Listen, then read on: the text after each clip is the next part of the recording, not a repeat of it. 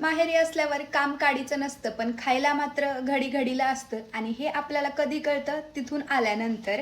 आता आवडीचा मलिदा असो किंवा त्यानंतर भावाने काहीतरी हौशेने केलेलं असो, मम्मीच्या हातचं काहीतरी वेगवेगळं असो, खाणं मात्र सारखं चालूच असतं. आणि एवढ्या दिवस माहेरी राहिलेलं खरंच आता खूप जड जातंय, कारण की आम्हाला अजिबात करमत नाहीये पुण्याला. आजीबाईने आणलेले आंबे आम्ही 15-20 दिवस मस्त एन्जॉय केले. मम्मीचं आणि चुलतीचं दिवसभर काही ना काही काम चालू असायचं आणि आम्ही बाजूला बसून निवांत असायचो. उन्हाळ्याच्या सुट्ट्या संपल्या तरी सुद्धा माझ्या लाडूचा आणि या बहिणीचा अभ्यास काय उरकतच नव्हता. त्यानंतर इथं भविष्य बघायचं काम नव्हतं चालू, बीपी चेक करायचं काम चालू होतं, कारण बहीण नर्सिंग करतीये.